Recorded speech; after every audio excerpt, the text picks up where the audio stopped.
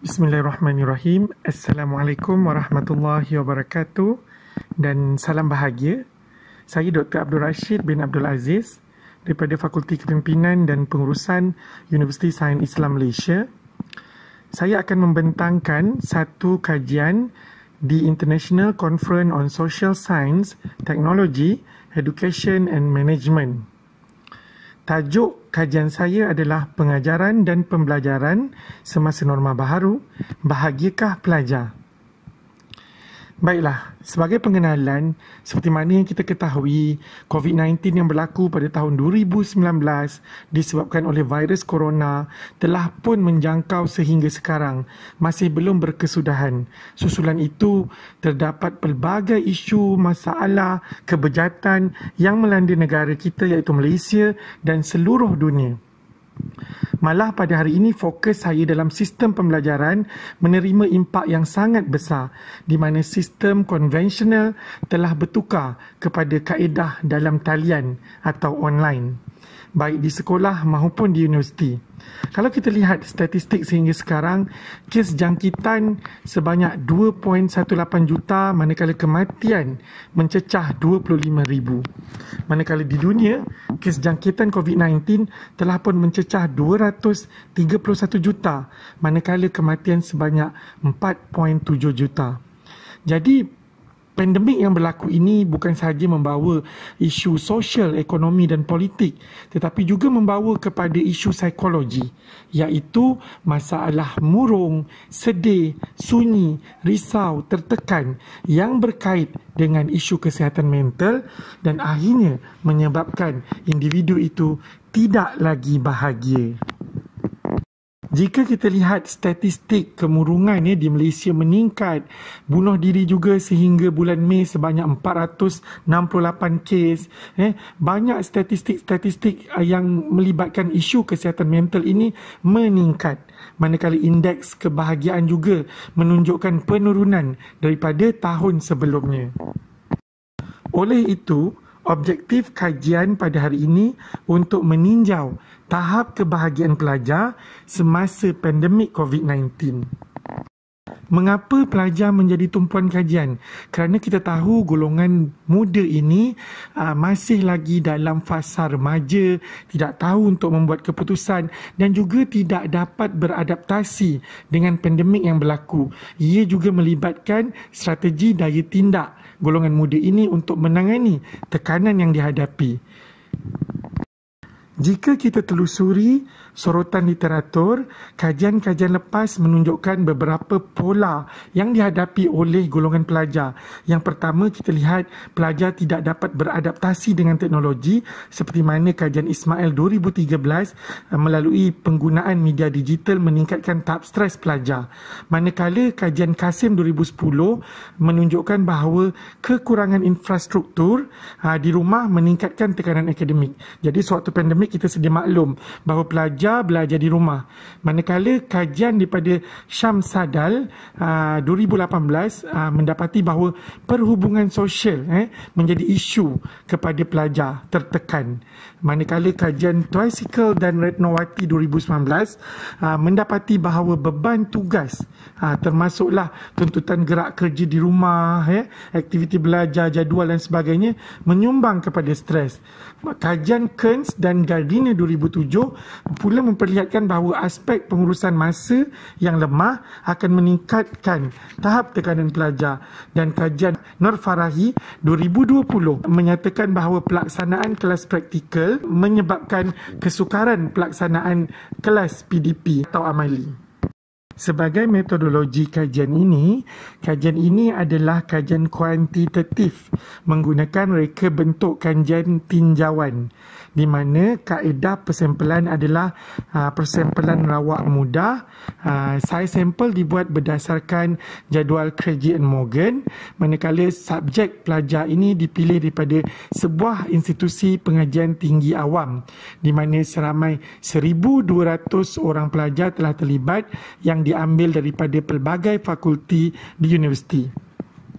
Soal selidik yang digunakan dalam kajian ini adalah soal selidik Personal Wellbeing Index dan juga Comprehensive Quality of Life Scale and Scale of Positive and Negative Experience atau SPAN. Sebagai dapatan dan perbincangan kajian, baiklah, kajian ini hanyalah menunjukkan data deskriptif, ya, di mana kami menunjukkan skor kekerapan dan juga peratus tahap kebahagiaan pelajar. Berdasarkan kajian, majoriti pelajar iaitu seramai 918 orang atau 61.2% pelajar mencatatkan kebahagiaan yang tinggi, manakala sebanyak 579 mencatatkan kesejahteraan yang sederhana dan sebanyak 3 orang sahaja mencatatkan kebahagiaan yang rendah. Jadi di sini kita dapat mengetahui bahawa terdapat pelbagai elemen, indikator dan faktor yang menyebabkan skor ini meningkat. Ada di kalangan pelajar yang terlibat dengan media sosial, di mana media sosial ini secara positifnya dapat menggalakkan perhubungan sosial. Ini telah ditegaskan oleh Orgiles pada tahun 2020 sewaktu pandemik berlaku.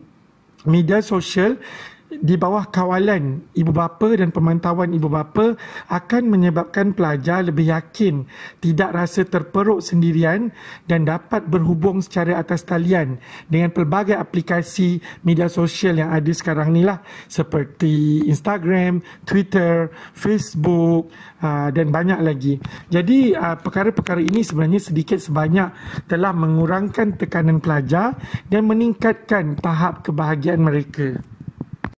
Selain itu, untuk melihat tahap kebahagiaan, kami telah pun membahagikan kepada 2 komponen utama dalam komponen kebahagiaan itu sendiri.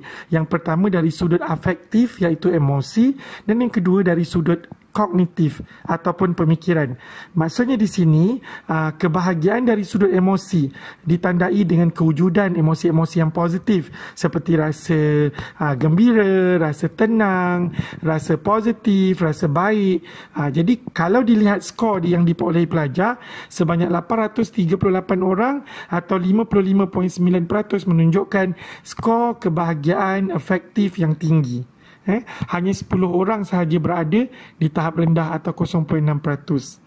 Jadi di sini kita lihat bahawa proses regulasi emosi dan juga kawalan kendiri yang baik dapat meningkatkan emosi yang positif. Menurut Gross tahun 2002, pelajar perlu mengenal pasti apa yang dirasai dan mencari penyebab sesuatu perasaan muncul. Ini kita panggil sebagai kenal pasti emosi. Kesedaran ini akan membantu pelajar mengubah emosi negatif menjadi emosi yang positif kembali. Manakala dapatan yang ketiga, kami melihat skor kebahagiaan kognitif pelajar. Majoriti pelajar mengalami tahap kebahagiaan kognitif yang tinggi, sebanyak 964 atau 64.3%. Jadi kita dapat lihat bahawa bagi melihat skor kebahagiaan dari sudut kognitif ini, beberapa elemen telah pun ditelusuri dengan lebih mendalam, iaitu kehidupan, kesihatan, PDP atau pengajaran, keselamatan, hubungan peribadi, kehidupan sosial, jaminan kehidupan dan amalan agama.